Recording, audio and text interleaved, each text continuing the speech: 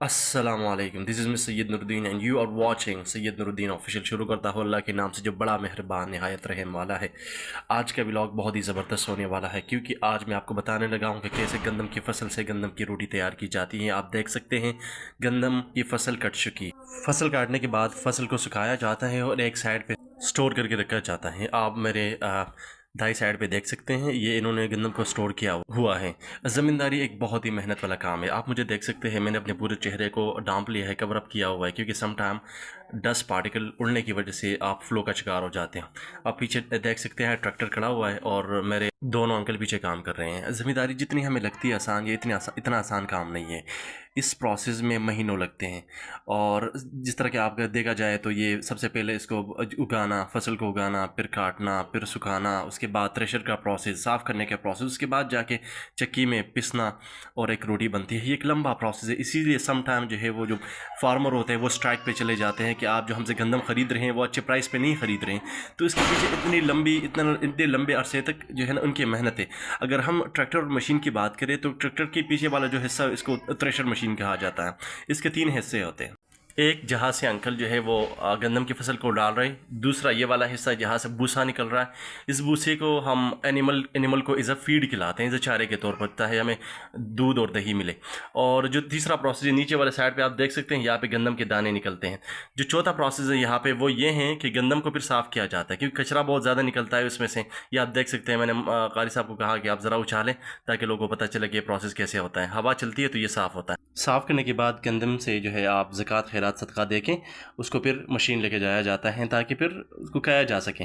अब ये मैं आपको दिखाता हूँ, ये आखिरी प्रोसेस है, ठीक है, जहाँ पे आप लोगों को फ्लोर मिलता है, आटा मिलता है। वैसे शहरियों को तो बना बनाया पंजाब से जो है ना वो आटा मिल जाता है, पंजाब का आटा गंदम मिल जाता है, लेकिन ये प्रोसेस इतना आसान नहीं होता। अब ये देखिए मशीन लगे हुए हैं, इसके अंदर गंदम वगैरह या जो भी है चावल वगैरह डाल दिया जाता है इस मशीन के अंदर, ठीक है। ये एक साइड से क्या होता है कि भूसा निकलता है, दूसरे साइड से चावल गल्ला या गंदम निकलता है, गंदम के दाने निकलते हैं या आटा निकलता है। ये देखिए आप ज़रा, ये वो आटा है जिससे बाद में जो है ना रोटी बनाई जाती हैं। ये इसका आखिरी प्रोसेस है और आखिरी प्रोसेस के बाद क्या किया जाता है कि रोटी बना के खाई जाती है। तो एक लंबा प्रोसेस है। मैं उम्मीद करता हूँ आपने इस वीडियो को एंजॉय किया होगा। उसके बाद आपको पता है कि हम गांव में ये किया जाता है कि असर की नमाज़ के बाद लोग निकलते खेलने। मैं रास्ते से गुजर रहा था, देखा तो बकरियों का रेवड़ जा रहा था, तो मैंने कहा ये जो है मोमेंट जो है ना हमें कैप्चर करना चाहिए। बहुत कम ऐसे मोमेंट मिलते हैं क्योंकि ये चरवाहे जो हैं गर्मियों में पहाड़ों का रुख करते हैं और सर्दियों में ये नीचे आते हैं मैदानी इलाकों में, क्योंकि बर्फ़ पड़ने की वजह से फिर उनको मसला होता है। तो मैंने कहा चलो, मैं ग्राउंड की तरफ जा रहा था, देखा उस दिन मैंने आपको एक सीन दिखाया था, थोड़े से बच्चे खेल रहे थे। अभी असर के नमाज के बाद यहाँ पे पूरा मेला लगा होता है।